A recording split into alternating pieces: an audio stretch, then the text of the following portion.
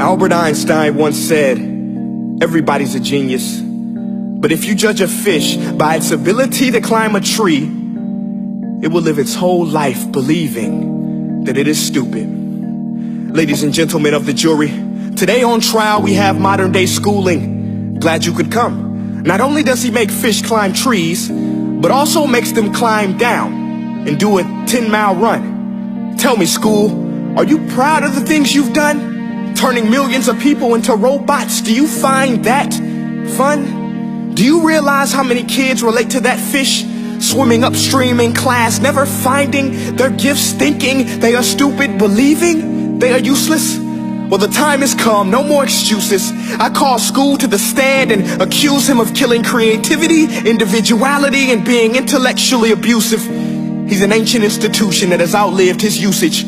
So, Your Honor, this concludes my opening statement, and if I may present the evidence of my case, I will prove it. Proceed. Exhibit A. Here's a modern day phone. Recognize it? Here's a phone from 150 years ago. Big difference, right? Stay with me. Here's a car from today, and here's a car from 150 years ago. Big difference, right? Well, get this. Here's a classroom of today, and here's a class we used 150 years ago. Now ain't that a shame? In literally more than a century, nothing has changed. Yet you claim to prepare students for the future? But with evidence like that, I must ask, do you prepare students for the future or the past?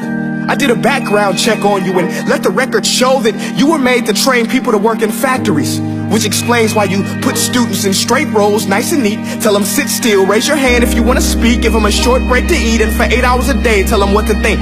Oh, and make them compete to get an A letter which determines product quality, hence grade A of meat. I get it. Back then, times were different. We all have a past. I myself am no Gandhi.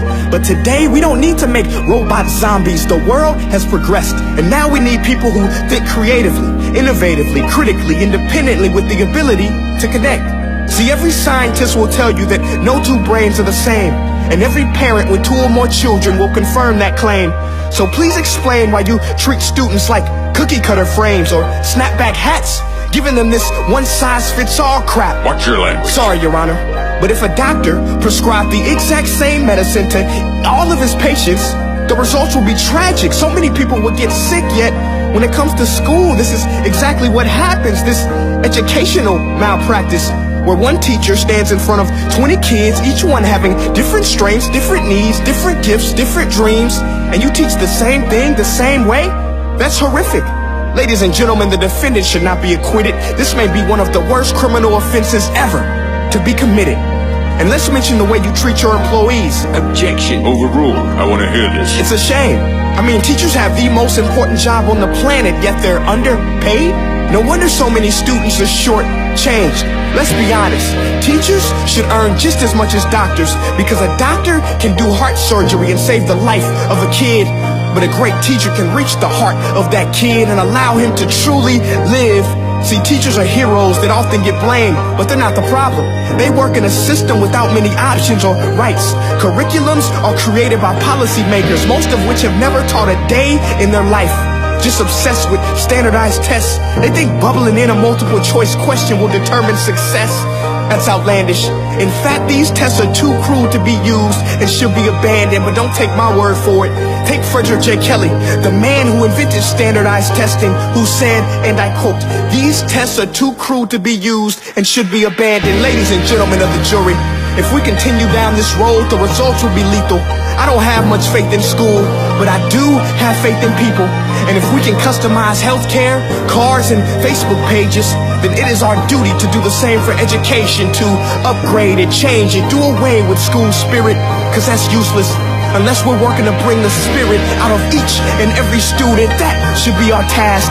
No more Common Core. Instead, let's reach the core of every heart in every class. Sure, math is important, but no more than art or dance. Let's give every gift an equal chance. I know this sounds like a dream, but countries like Finland are doing impressive things.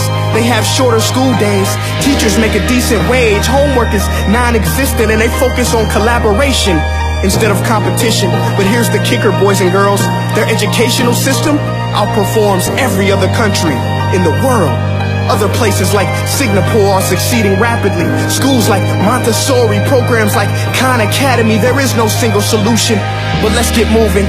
Because while students may be 20% of our population, they are 100% of our future. So let's attend to their dreams, and there's no telling what we can achieve. This is a world in which I believe, a world where fish are no longer forced to climb trees. I'll rest my case.